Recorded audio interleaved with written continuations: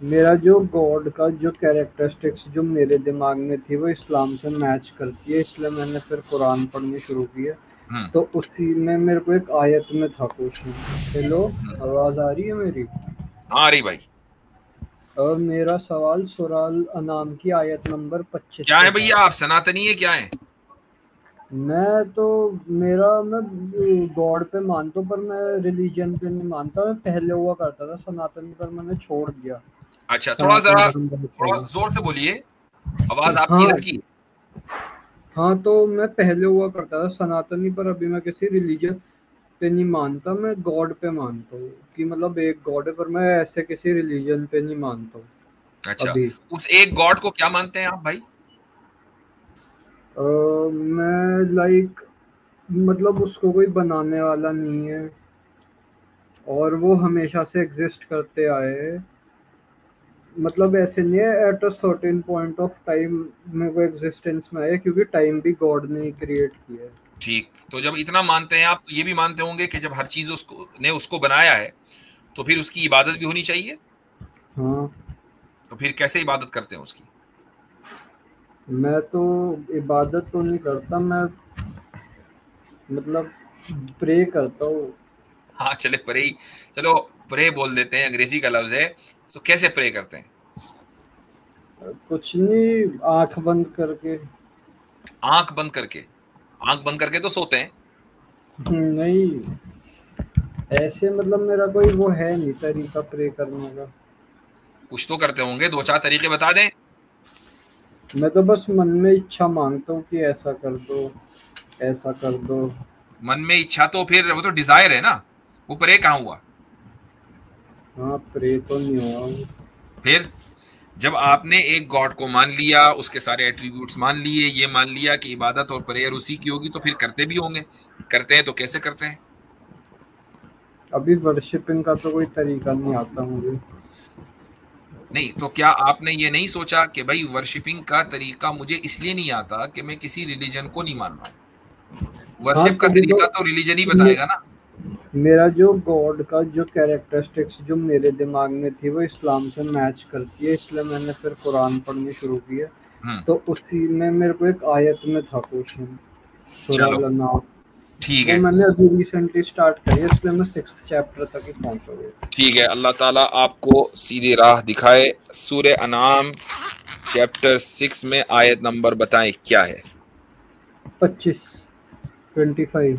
इस आयत में लिखा हुआ है कि अल्लाह क्या कहते हैं, मतलब मुहर लगा देते हैं दिल पर, और जो पैगंबर की बातें कान लगाकर सुनते हैं वो उसे परसीव नहीं कर पाते, क्योंकि उनके कान में वो उन्होंने बोझ डाल दिया है। तो मेरे को समझ इसमें रीजन नहीं लिखा हुआ कि ऐसा क्यों होता है पूरी सूरह में, कि ओके। ऐसा क्यों दिल पे मुहर क्यों लगाई जाती है, या इसका रीजन नहीं लिखा हुआ ये। अच्छा देखें, उसमें आपको उसी कॉन्टेक्स्ट में आपको मिल जाएगा रीजन। सबसे पहले मैं आयत पढ़ देता हूं, आयत नंबर 24 से। उन्जुर कैफ कज़बू अला अनफुसिहिम वदल्ल अन्हुम मा कानू यफ्तरून। जरा देखो तो किस तरह झूठ बोला अपनी जानों पर, और जिन चीजों को वो झूठ मूठ तराशा करते थे वो सब उनसे गायब हो गईं। वमिनहुम मन यस्तमिउ इलैक, और उनमें, किनमें? जिन्होंने झूठ बोला अपनी जानों पर, उनमें बाजे ऐसे हैं कि आपकी तरफ कान लगाते हैं। वमिनहुम मन यस्तमिउ इलैक, रसूल अकरम सल्लल्लाहु अलैहि वसल्लम से खिताब है, एड्रेस है। वजअलना अला कुलूबिहिम अकिन्नतन, और हमने उनके दिलों पर हिजाब डाल रखे हैं, अन यफक़हूहु, इससे कि वो उसको समझें। वफी आज़ानिहिम वक़रा, और उनके कानों में डांट दे रखी है।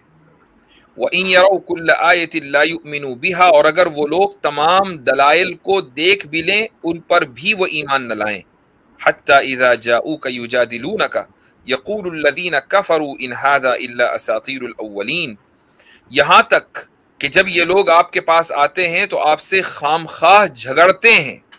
ये लोग जो काफिर हैं यूं कहते हैं कि ये तो कुछ भी नहीं है सिवाय बेसनद बातों के। अच्छा जी, अब आप देखें यहां पर कि आपने पूछा कि इसमें रीजनिंग नहीं दे रखी है, इसमें रीजनिंग दो दे रखी है, एक आयत नंबर 24 में और एक आयत नंबर 25 में। आयत नंबर 24 में जो रीजनिंग है वो है कज़बू अला अनफुसिहिम, कि ये लोग झूठ बोलते हैं, हक वाज़े हो जाने के बावजूद, हकीकत खुल जाने के बावजूद वो उसका एतराफ नहीं करते। ये तो पहली रीजनिंग है। दूसरी रीजनिंग है हत्ता इज़ा जाऊ का, कि जब ये लोग आपके पास आते हैं तो आपसे झगड़ते हैं, झगड़ा करना, चूंकि झूठ बोल रहे हैं, अब झूठ को बाकी रखना है, एक झूठ को सच करने, एक झूठ को सही साबित करने के लिए 100 झूठ भी लाते हैं और उसके लिए झगड़ा करते हैं। तो ऐसे लोग, इन लोगों के कानों के ऊपर पर्दा पड़ा हुआ है और इनके दिलों के ऊपर पर्दा पड़ा हुआ है, ये कैसे समझ लेंगे? ये इस आयत के में दो रीजन दे दिए गए, वहीं पर है रीजन मौजूद। ठीक है। अच्छा, तो इसका मतलब ये जो लोगों के सामने हक वाजे हो जाता है उसके बाद भी वो उसे झुटलाते हैं या उसके खिलाफ झूठे मतलब झूठ फैलाते हैं उसके खिलाफ, तो अल्लाह उनके दिलों में वो मोहर लगा देता है, मोहर लगा देता है, क्योंकि मतलब फाइनल उनको जब सच्चाई समझ आ भी चुकी हो तभी भी उसे एक्सेप्ट नहीं करना चाहते, तब भी उसको वो तो एक्सेप्ट नहीं आगे कोई करते। रास्ते नहीं है। जी हाँ, ठीक है सर, शुक्रिया। ठीक है, चलें।